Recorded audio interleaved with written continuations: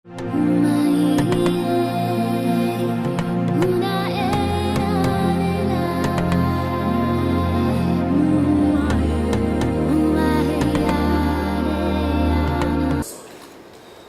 question is, can government, corporation, ensure the natural resources benefit all? Short answer is yes, so question, and it's what's possible, how. Je peux aussi échanger avec vous en français après la session. Discussion around benefits, be it national, local, are a strong part of exchanges, interests, and societies from citizens. The event of social media has made this even stronger. These discussions initially all strongly cover transparency, what is paid, how funds are used, allocated, how are things decided. But more and more they cover a wider, larger range of benefits, impacts, or potential.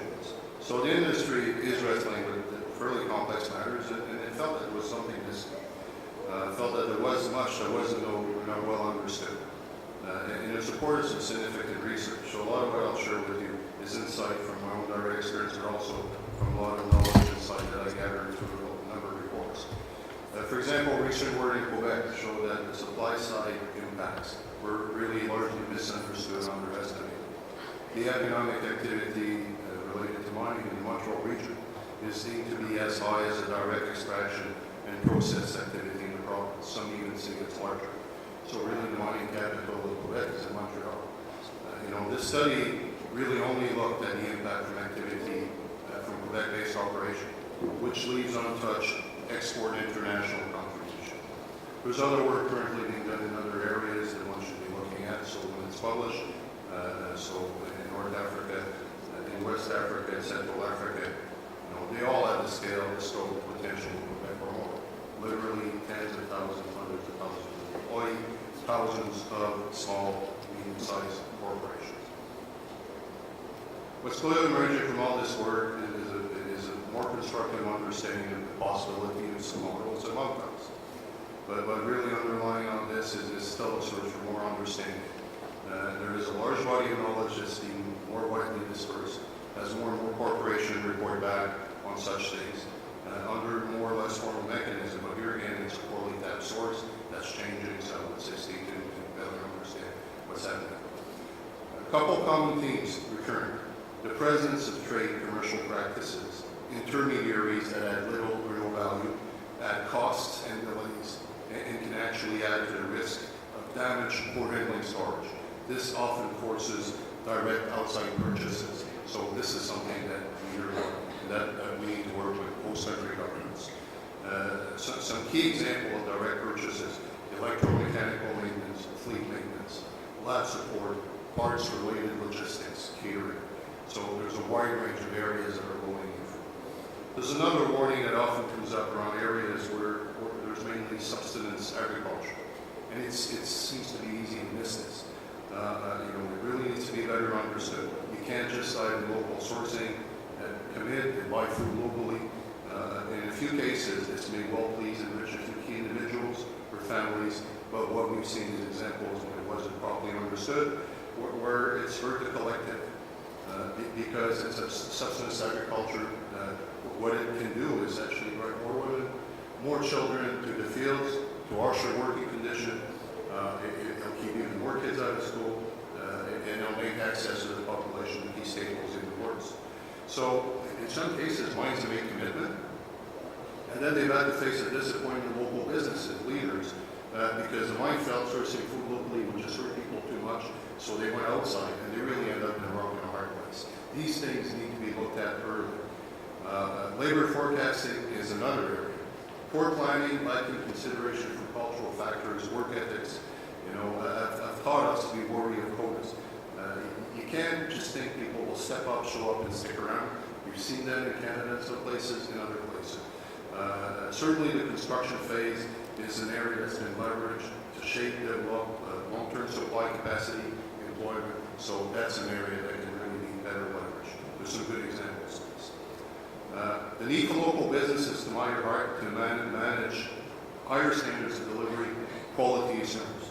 Their understanding of the risk related to failure to deliver is high on the list of what needs to change. This is where we also need post-country government, commerce, education to work with us. to a large extent, all this needs to be grounded a lot more in markets. And a much better understanding from management at early stages on your own supply chain. And you have to do this in partnership with the local community. So setting expectations, when goals. And then you have to review and adjust the dynamic conditions. We've seen the price of gold go from $1,800 to $1,300. That's a devastating effect on some commitments that people have made. So we really have to leverage existing proven methods of planning and forecasting. Canada just equipped itself with a HR sector council for mining 10 years ago. Before that, we had no idea actually what we would need, what occupations. We had no occupational standard. This is recent for us. Imagine if you're in a country where we have no handle on this thing. These are practices that we can help bring together to host country governments, because if you don't do this, then you don't have a proper forecast of the labor requirement, you don't know which occupation to focus on, trade, professional, so you don't line up your spending in terms of university, college, or trade development properly.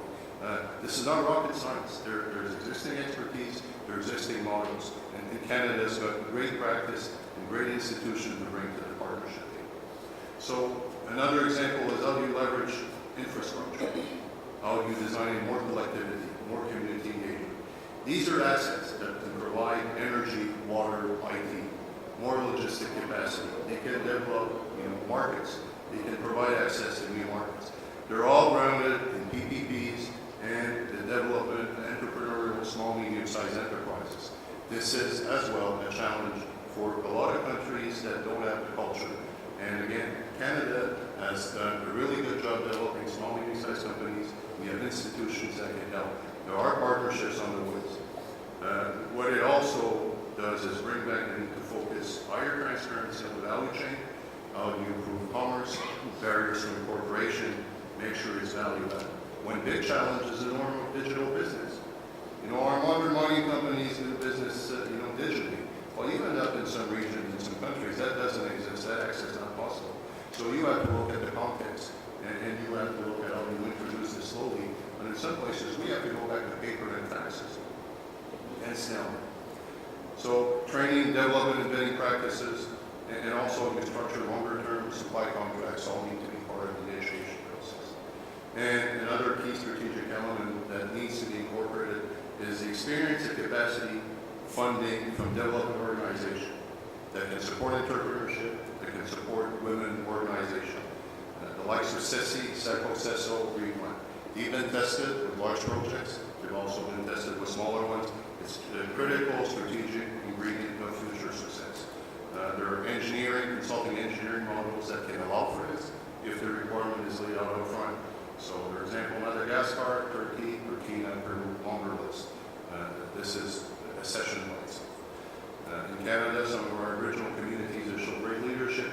They've developed strong economy, showed entrepreneurial spirit. Many have not. So it's not a given. It requires intent. So we're starting to take stock of all these things. I know I don't need it all the time. I could easily speak for hours on this. I'm passionate about it. But certainly, these are all areas that can make a big difference.